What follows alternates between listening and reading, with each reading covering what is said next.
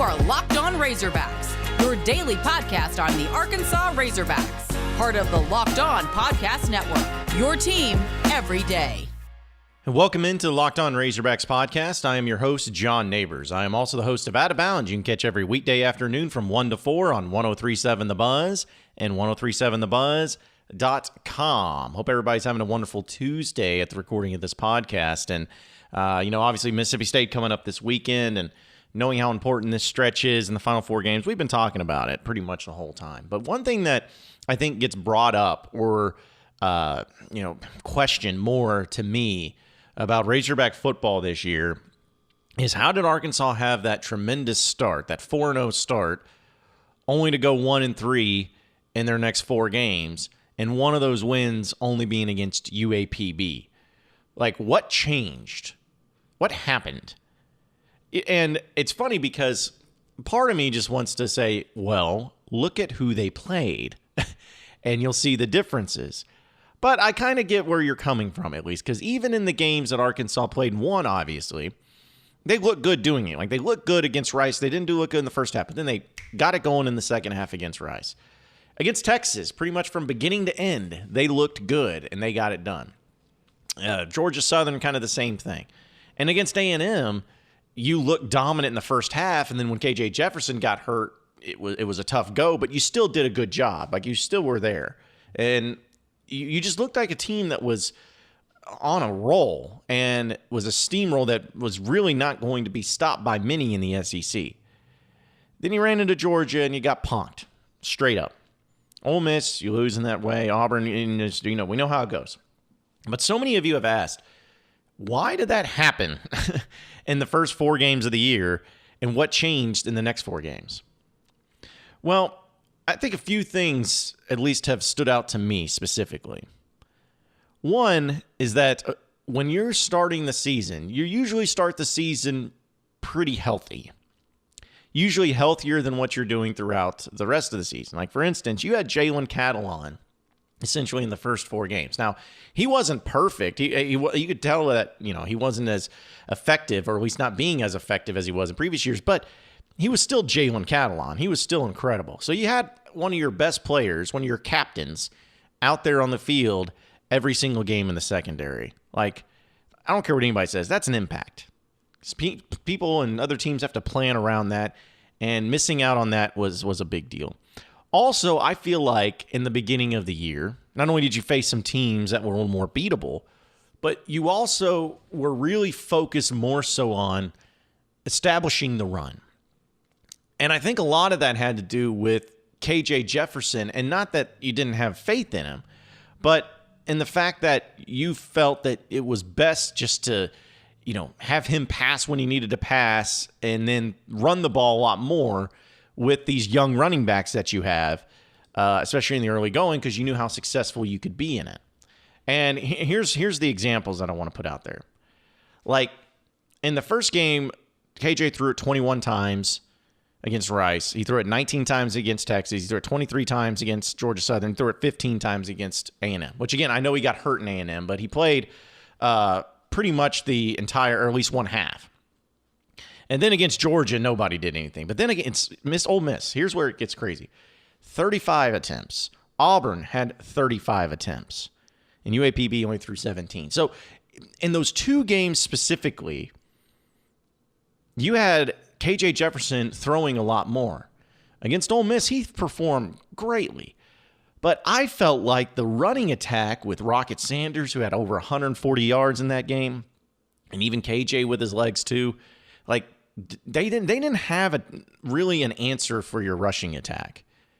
I get you wanted to keep them off balance, and passing the ball obviously was fairly effective, but the quick scoring, the big plays and all of that, I felt like you didn't establish the run enough. And against Auburn, that was another game where I get that it's about matchups, and I get that Auburn has a really good defensive front and all of that, but it's just, man, it was tough when KJ is your leading rusher in that game with 18 carries. Rocket Smith and Rocket Sanders and Traylon Smith had a good amount of carries too, but Dominic Johnson comes in at 6 carries for 42 yards, and that was it. So I'm not talking about just the exact carries themselves, because I'm just talking about the effectiveness of the rushing attack. Like, that's what got you those wins against Texas and against Texas A&M, was being able to establish the run effectively and play solid defense. I think that's another factor you got to throw in there. But in the past 2 SEC games, Arkansas has run the ball effectively against, or has been able to run the ball effectively against Ole Miss, but maybe passed too much. And then against Auburn, they didn't have any effectiveness of running the ball, and that's why the scoring wasn't as high as what it was.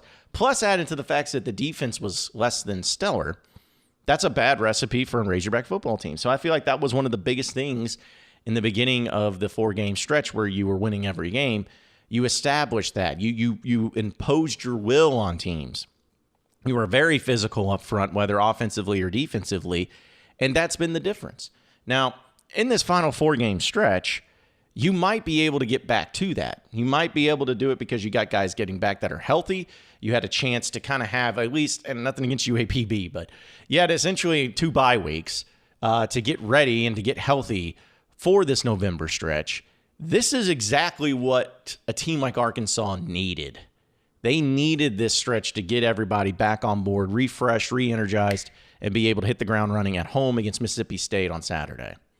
Like, that's why I am so much putting pressure on Arkansas to win this game, because you are just as good, if not better, than Mississippi State.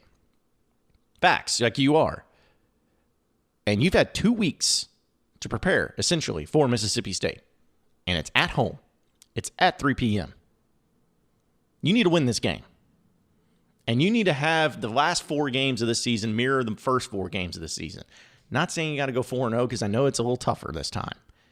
But you got to play more effectively. You got to play better. You got to play smarter. You got to limit those penalties, stop with the bad turnovers, and get the job done. And this Mississippi State team is going to be a great example and a great opportunity for you to actually get that done. You've heard me tell you about Prize Picks. It's the leader in college sports daily fantasy, and they offer more football props than anyone in the world, and also all the star players of the Power 5 as well as the mid-majors. And the best thing about it is that for those of you who love the daily fantasy in college, if you go to their website right now, or if you can go to their app, which this is what I would do, go to their app or the Google or the app on the App Store, the Google Play. If you go check it out, you can use promo code LOCKEDON. You get 100% instant deposit match up to $100 by using it. They can be made in 60 seconds or less. It's that easy, and it's also safe and offers fast withdrawals. So don't hesitate. Check out prizepicks.com or use promo code LOCKEDON and go to your app store and download the app today. It's Prize Picks, the daily fantasy made easy.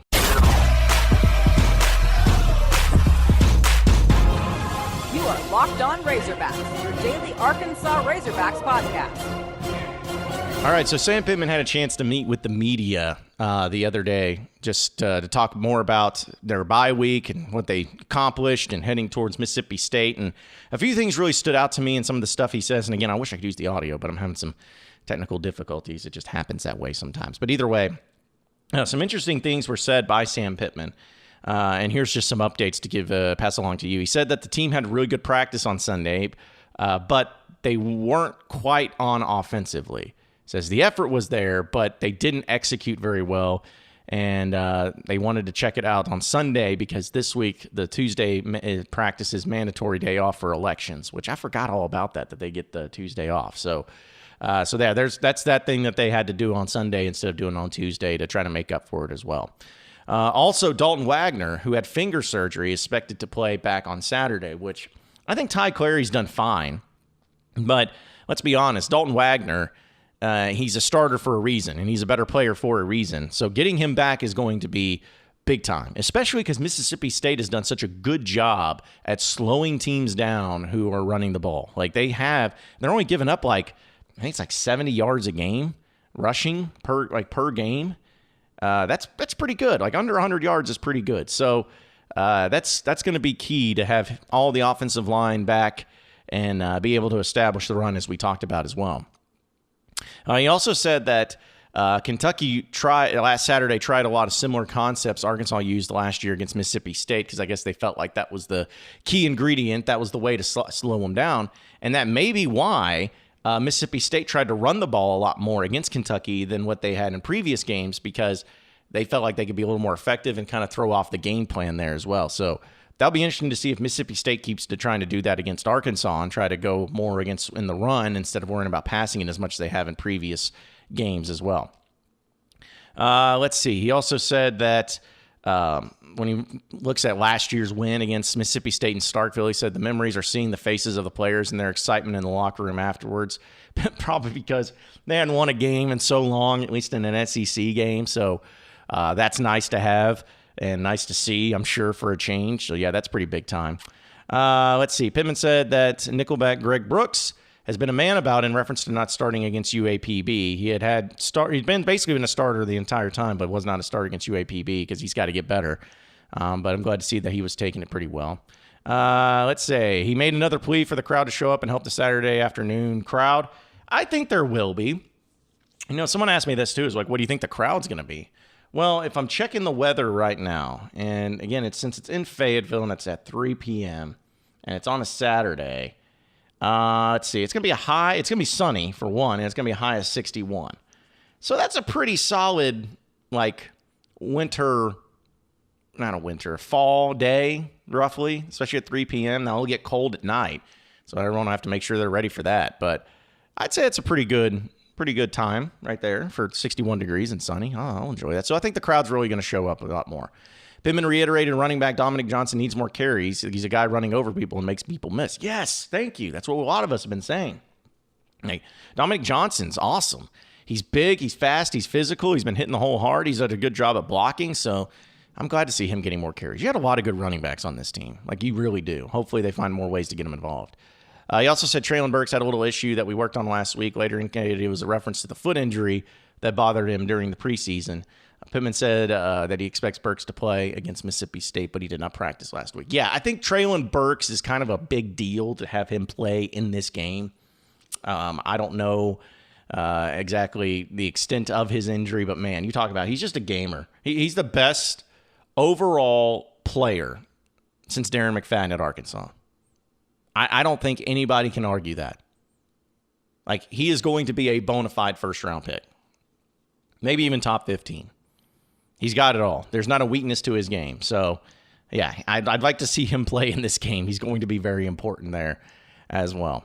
But Pittman also said, and this is what we were just talking about in the previous segment. He says, the next few weeks are big because of how the season started with the undefeated month of September and a high ranking. He indicated he doesn't want to squander that type of start. We need to finish the season as well as we can, and I think we will.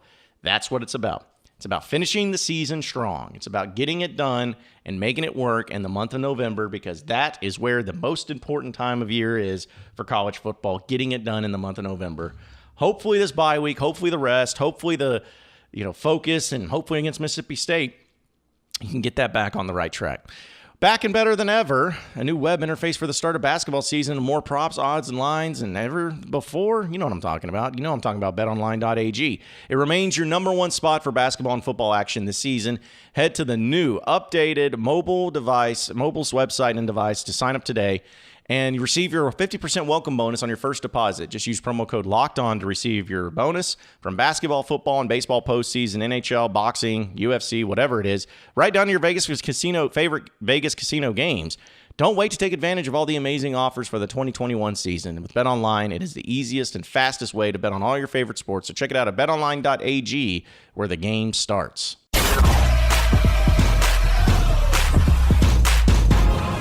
You are Locked On Razorbacks, your daily Arkansas Razorbacks podcast. Okay, the final segment, I got to bring up this story. This is wild. For those of you who are on social media, you probably saw something about this, and anytime I can take little jabs at Texas, it's always going to be a lot more fun that way, and I know you'll enjoy it as well. But there was this viral thing that started last night on Twitter about the Texas special teams coach. And some of the stuff that's been going on off the field. Not on the field, but off the field. As if Texas doesn't have enough problems as it is. So I'm just going to go through the highlights in the story, and hopefully you can follow along and try to make sense out of this thing, because it is wild. So on Monday, a tweet from Thomas Campbell claimed a credible source said that a monkey belonging to Texas Longhorns special teams coach Jeff Banks attacked and injured a young trick-or-treater on Halloween. According to USA Today, Campbell is is a Texas sports photographer and once a stringer for USA Today. So this guy's actually got some media experience at least. Now, this made everybody really curious about the information. And then after that, it became rumored that Banks is in a relationship with the monkey's owner. So it's not his monkey. It's a monkey that is owned by Danielle Thomas, who happens to be a former stripper whose stage name was Pole Assassin. The monkey named Gia was apparently part of her pole act. This is a real story, folks. So then Campbell, in his second tweet, added an image that showed the social media post by Danielle inviting neighbors, parents, and children to attend their haunted house at her home. It's unclear how the internet linked Banks and the ex-performer, but the football coach has not addressed the viral story, and neither has the school. However, Danielle began responding to the viral story while she denied the severity of the attack, seemingly confirmed that the child was bitten by her monkey, but then she deleted her Twitter account altogether. In a series of tweets, Danielle defended her, quote, emotional support monkey, claiming that the 11 and 12-year-old child should know better than to enter into someone's yard without permission. She said and tweeted out that 12-year-old child should know better than enter someone's name without permission and old enough to also follow the rules. The rules were when you get to the gate, turn around and come back for the candies like every other parent and child did so. And of course, PFT commenter got involved in it. Like he says, I don't want to believe it. Is your monkey and the child okay? She says, no one was viciously attacked. This is a lie, a whole lie. She was not a part of any haunted house. The kid did not have permission to be on the other side of my property.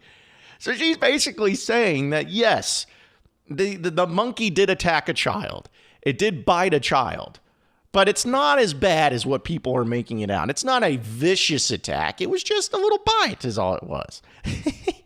Now, Banks apparently uploaded a video to social media that showed her giving a tour of her backyard. And I watched this video.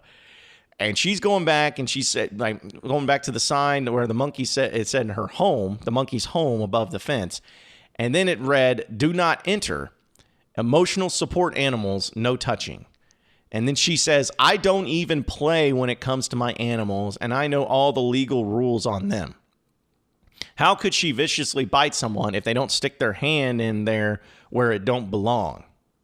She claims she has yet to be contacted by a parent. So just to recap, the Texas special teams coach, Jeff Banks, has a girlfriend that he's with right now. He left his wife and kids, by the way, and is dating a former stripper named Pole Assassin, where she has a pet emotional support monkey that while they were having kids over trick-or-treating on Halloween, that monkey bit a 12-year-old while trick-or-treating. And she is coming to the defense of the monkey and of herself, saying that it happened, but it wasn't vicious. It was just a little nibble. And it's the kid's fault because the kid shouldn't have been back there and the kid shouldn't have put the hand into the fence of that monkey. I don't know what's going to happen from this. I don't know if I need to blame anybody. I don't know who I need to make fun of, and because there's so many people to take shots at. But if this doesn't just scream the SEC, I don't know what does. I know Texas is going to be joining the conference here in a few years. But welcome to the party, pal. This is a great way to start your tenure with the SEC because this might be one of the most SEC things of all time. And it's just funny because it happens to happen to Texas, who is already having a rough go of it this season. And you wanted to add into the mix of a pole dancer or a dancer named Pole Assassin with a pet monkey? Like, this is just too good to be true. One of the best stories of college football already. Can't wait for the 30 for 30 to come out about it. This is just awesome. My favorite story of all time. I'm hoping that more comes out from it. I'm hoping we get more details, and I'm hoping Texas responds to this because this is just too good to be true. Appreciate everybody listening into the Locked On Razorbacks podcast. Be sure to like and subscribe to the podcast on iTunes or on Google Play. You can also get after me on Twitter at BuzzJohnNeighbors for any questions, comments, concerns that you may have. We'll keep it going from there. Same podcast time, same podcast channel tomorrow afternoon. Have a great day, everybody. We'll see you then. You